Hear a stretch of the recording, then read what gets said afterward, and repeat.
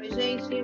Hoje, para falar qual a finalidade da iluminação do ambiente hospitalar, a Orion trouxe o nosso engenheiro Alexandre Góes, que é o responsável pela iluminação dos nossos espaços. Alexandre, é um prazer ter você aqui. A gente nunca conversou em vídeo, né? Uma coisa que a gente sempre conversa, assim, de fazer e acabamos nunca tendo essa oportunidade de fazer. Qual a importância da iluminação no espaço de saúde? Obrigado pelo convite, Kátia. É sempre bom ficar do seu lado, mesmo que à distância a gente se entende tanto nos projetos e é sempre bom estar perto de você mais uma vez. Obrigado. O que você perguntou mesmo? A importância da Qual a luz no ambiente importância? É hospitalar? porque eu comecei a rir qual a importância, porque assim, nós dois sabemos, né? O Alexandre, nós fizemos mestrado junto e ele fez a iluminação e eu fiz o vento. Então, eu acho que a iluminação tem um fator tão importante, por mais quanto a janela e quanto ao vento, né?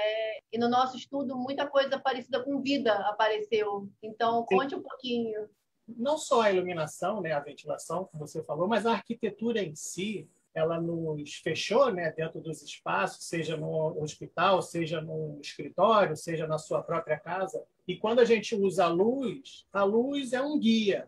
Em todo sentido filosófico, ela nos guia dentro do espaço, nos permite entender esse espaço, para poder saber de onde eu estou vindo, para onde eu estou indo, né? Eu quero saber o que eu estou, como é que eu estou, como é que eu me localizo. Então, essa luz é importante nos espaços. No hospital, a pessoa está no estado de saúde mais debilitado e precisa de mais ajuda. Então, essa luz ela tem que permitir essa orientação e também o conforto desse paciente, se for o paciente. Essa luz, então, da entrada, do acolhimento do paciente, né? E ela é importante, sim, para ele se sentir acolhido. O ambiente tem que, a palavra, às vezes desgastada, né? Humanizar o ambiente hospitalar.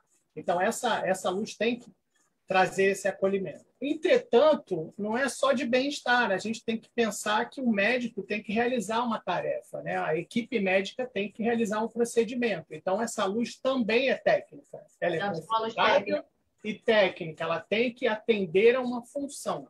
Ela tem que permitir uma correta identificação de um ponto de coleta de sangue, verificar a cor do paciente, que são permitir uma anamnese, né, que a gente fala analisar se o paciente está bem, quais são as condições dele.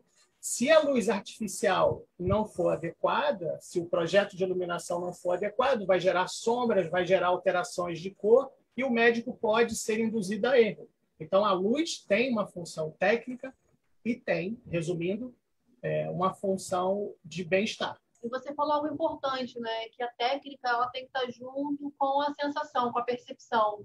Então, nós temos a sinalização, que é muito importante, nós temos a iluminação para trazer o bem-estar e o acolhimento, mas nós temos a luz técnica.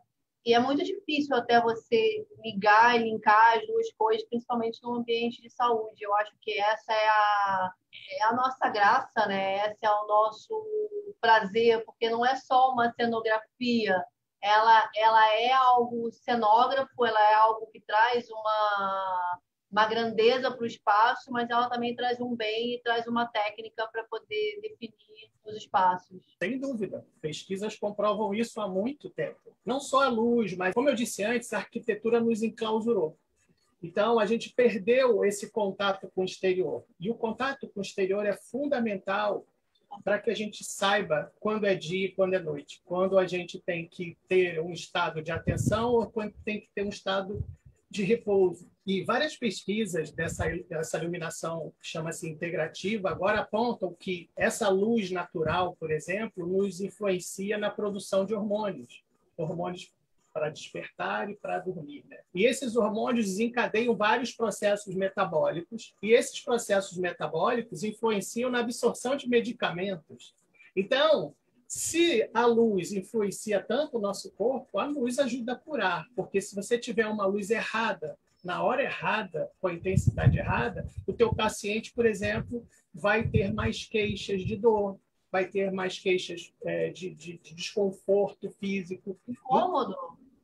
Nos trabalhos, não sei se você lembra, Kátia, no trabalho lá, nós visitamos tantos hospitais juntos, né? Eu fui no Fernandes Figueira, um hospital que recebe uma maternidade, né? E eu, com muita dó no coração, descobri que o CTI ele permanecia ligado a noite toda. E a enfermeira-chefe me disse que uma vez uma criança acordou falando assim, 3 horas da manhã, cadê mamãe? Cadê E ela acordou como se fosse dia, porque na verdade ela não tem dia e noite, né? Ela falou assim, aí a enfermeira disse para ela, você lembra? Ah, não, a mamãe ainda não chegou, só vai chegar de manhã cedo. Mas é dia, tá tudo claro. E ela também dizia para a gente que eles queriam brincar, que eles queriam comer. Porque, assim, isso é muito importante, que foi falado nisso, né? A parte do estudo, a parte científica, ela é muito embasada. A gente trabalha também muito embasado nos estudos. Então, quando a gente toma uma decisão, é muito normativo, é muito baseado em estudos que outras pessoas fizeram, para a gente poder diagnosticar, ter a luz azul no hospital. Nós tivemos o cuidado de buscar vários artigos que falavam sobre o que a luz fazia no ser humano, por que de não usar um tom de luz, por que usar um tom de luz.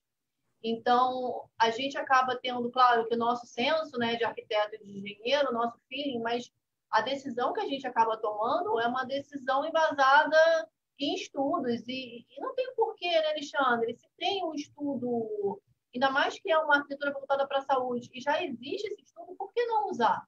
Temos que usar sempre, é o princípio básico da arquitetura boa. A arquitetura boa sempre existiu, a arquitetura ruim, infelizmente, também.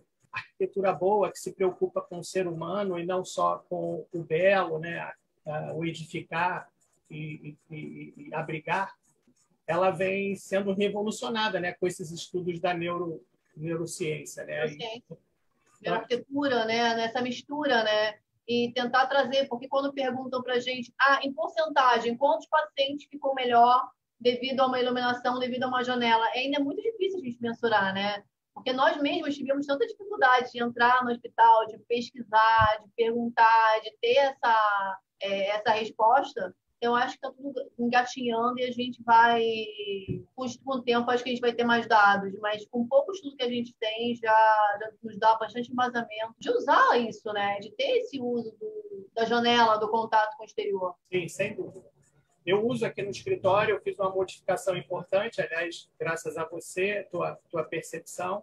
A gente modificou a minha posição em relação à janela. Então, agora eu não tenho o ofuscamento da luz direta do sol, mas eu tenho uma qualidade de vista sensacional. E isso me traz uma alegria para trabalhar, mesmo em tempos de pandemia, que a gente se sente enclausurado, e aqui eu não me sinto enclausurado porque eu tenho vistas. Né? Vistas de qualidade são preceitos que são defendidos há muito tempo, quando se faz projeto preocupado com a humanização do ambiente hospitalar. Existem artigos publicados e que, já da década de 70, que o paciente foi colocado num lugar com janela e outro sem janela, que tinha vista, né? E o que aconteceu? Eles se submeteram à mesma operação, mesmo procedimento. Se eu não me engano, foram 54 pacientes, 27 numa ala sem luz natural e outra com luz natural e vistas de qualidade. Os pacientes que estavam na ala com luz natural relataram sentir menos dor e